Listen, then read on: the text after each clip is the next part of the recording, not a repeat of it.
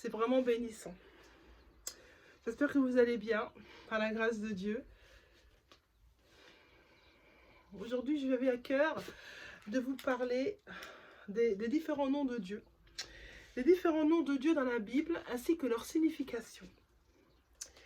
Effectivement, Dieu a plusieurs dénominations.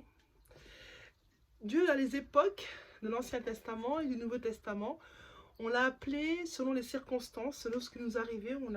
Dieu s'est fait appeler par des noms pour bien différencier ce qu'il était, ce qu'il faisait pour nous. Et c'est très bénissant pour nos vies de connaître les noms de Dieu parce que ça nous aide dans notre prière à prier justement les noms de Dieu. Dieu a dit très vite à Moïse, je suis le Dieu, je suis. Appelle-moi, je suis. Dis au peuple asservi en Égypte que je suis venu vers vous. Et c'est pour ça qu'aujourd'hui, il est très intéressant et bénissant et puissant, lorsque nous prions, de dire, je suis forte, je suis née de Dieu, je suis plus que vainqueur, je suis à Dieu, je suis courageuse, je ne suis pas combattue, je vais gagner, je ne suis pas malade, je suis plus que vainqueur en Christ, je suis bénie. Et c'est bénissant. Prenez l'habitude dans votre prière, dans votre temps, de dire je suis forte, je ne suis pas... ça nous permet, je suis, de chasser de nos pensées, de notre situation, d'enlever des choses négatives, des choses qu'on ne doit pas dire. Et je suis nous empêche et nous fait penser à autre chose pour la gloire de Dieu. Donc, il y a je suis, la première dénomination de Dieu, je suis. Dieu se fait appeler également Elohim. Elohim signifie, Dieu, on a entendu le nom d'Elohim la première fois dans Genèse 17:7. Elohim, c'est l'une des plus anciennes appellations de Dieu, de la révélation de ce qu'il est, de sa puissance, et c'est Elohim. Et dans plusieurs Bibles, dans plusieurs catégories de Bibles, pas tous, il y a des Bibles, au lieu de marquer l'Éternel ou de marquer Dieu, c'est marqué Elohim. Parce que c'est le premier nom qui est le plus ancien dans le nom de Dieu, c'est Elohim. Elohim, ça signifie créateur, puissant et fort, c'est Elohim. Créateur, puissant et fort, c'est Elohim. Merci Seigneur, parce que ton nom éternel aujourd'hui, ton nom nous aide, éternel. Et nous savons que Elohim est le nom de créateur puissant et fort. C'est en ton nom, Elohim, que nous prions, que nous envoyons la bénédiction. J'envoie la bénédiction sur tous ceux qui vont m'entendre par ton nom, Elohim, dans le nom de Jésus. La Elohé. Elohé signifie puissant, fort et prééminent. On a entendu ce nom Elohé dans Ésaïe, dans le livre d'Ésaïe, le chapitre 9, verset 6. Elle semble signifier le pouvoir et la puissance de Dieu. Parce que dans plusieurs noms, on entend elle, toujours le elle c'est E-L.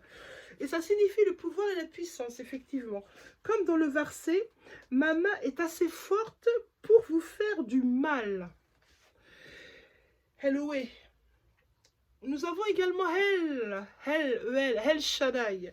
El Shaddai signifie Dieu tout-puissant, le puissant de Jacob. El Shaddai. Le psaume 132, 2-5, il en parle de El Shaddai. Et ce nom fait référence au pouvoir suprême de Dieu sur toute chose. Seigneur, merci pour ce nom El Shaddai éternel, car nous savons que tu es le Dieu tout-puissant, Seigneur. C'est en ton nom, en ta puissance de nom tout-puissant, Seigneur, que je prie pour tous ceux qui vont m'entendre, Seigneur. Je prie pour bénir leur vie et pour pouvoir à leurs besoins, parce que tu es Dieu tout-puissant, éternel. Il y a aussi le nom Adonai. Adonai, ça signifie Seigneur éternel. Ce nom est utilisé dans Juge et utilisé à la place de Yahvé. Yahvé, c'est un mot sacré pour les Juifs. Et c'est 4 lettres. Y-H-W-H. Yahvé. Yahvé et Jéhovah. Bien sûr, Jéhovah vient de ce nom, Yahvé. Et Yahvé signifie Seigneur éternel. Seigneur éternel. Seigneur éternel, nous t'aimons éternel. Nous t'aimons Seigneur. Ce nom fut révélé également à Moïse.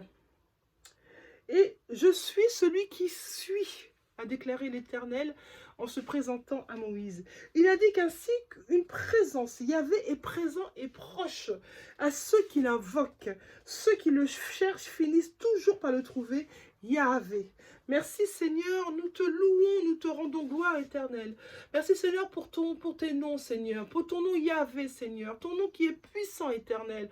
Seigneur, merci Seigneur pour ce que tu fais mon Dieu, mon roi, pour tous ceux Seigneur qui vont entendre Seigneur cette prière éternelle. Je prie Seigneur que je détruis Seigneur toutes les forteresses qui les empêchent Seigneur de réaliser que tu es tout puissant et tout suffisant éternel.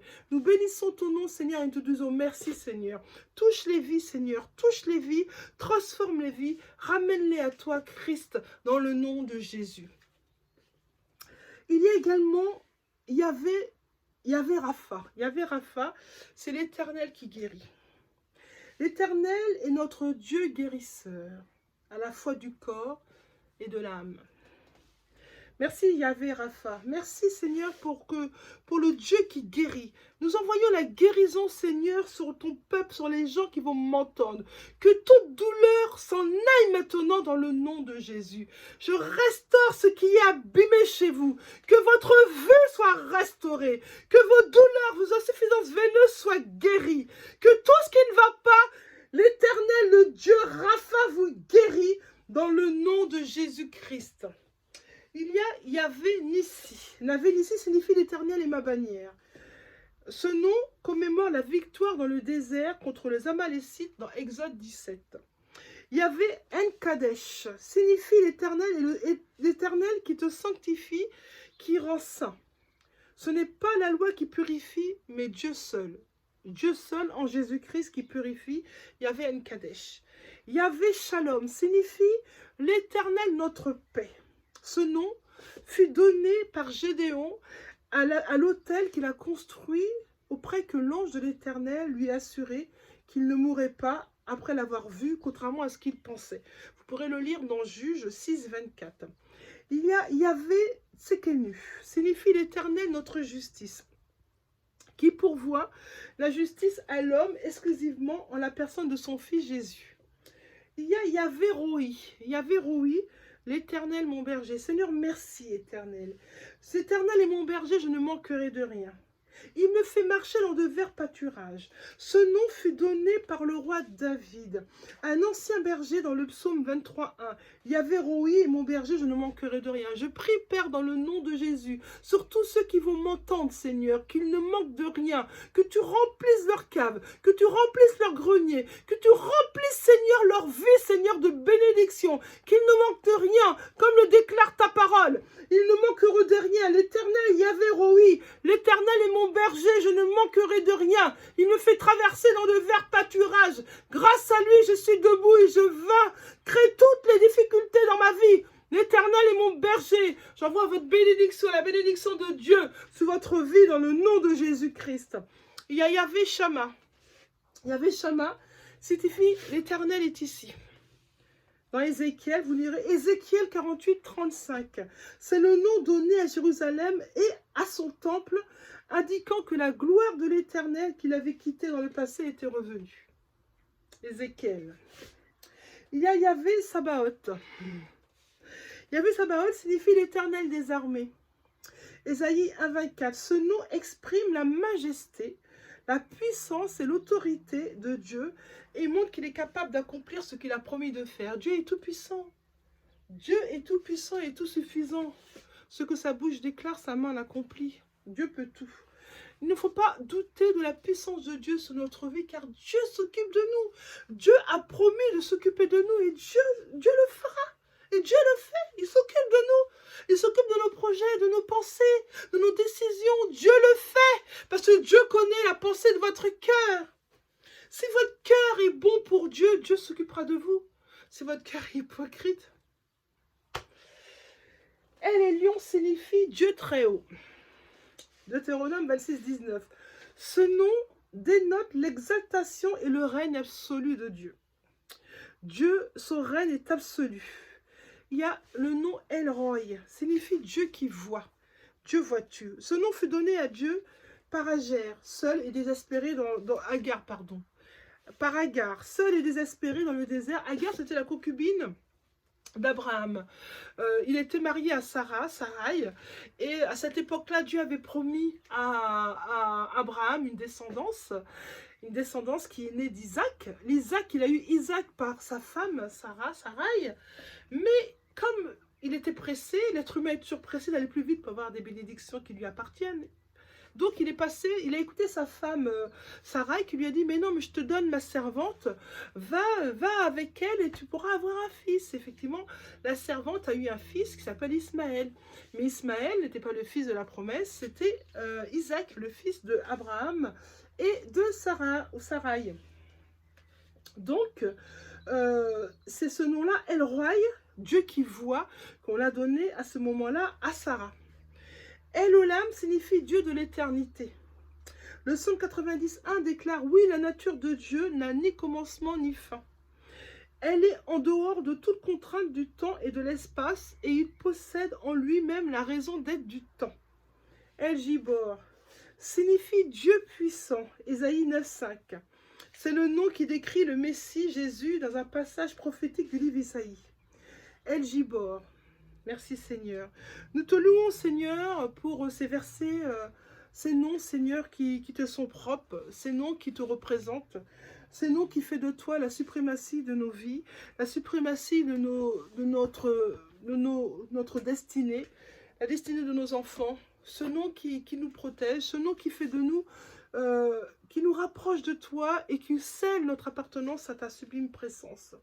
Seigneur, nous te disons merci, Père, pour le sacrifice de Jésus qui nous a permis de nous recoller à ta sublime présence pour que nous puissions marcher dans ton héritage, dans une bénédiction spirituelle et terrestre. Seigneur, je prie maintenant dans le nom de Jésus-Christ que toutes les personnes qui entendront mon message récupèrent leur bénédiction en ton nom. Récupèrent leur bénédiction. J'envoie les bénédictions dans leur vie dans le nom de Jésus-Christ. Je chasse tout esprit de discorde, tout esprit d'embrouillement, que leur discernement revienne, que les écailles des yeux tombent et qu'ils discernent ce que tu as prévu pour leur vie. C'est une vie de bonheur, une vie de paix. Merci Seigneur pour tes enfants, pour ton peuple, pour l'amour que tu me donnes, pour l'amour que tu donnes à tes enfants, parce que tu as un plan pour chacun d'entre nous. Nous avons tous un plan, mes frères et sœurs, messieurs, dames, nous avons tous un plan. Dieu a un plan pour chacun d'entre nous. Saisissons-le et marchons dans la victoire en Christ Jésus.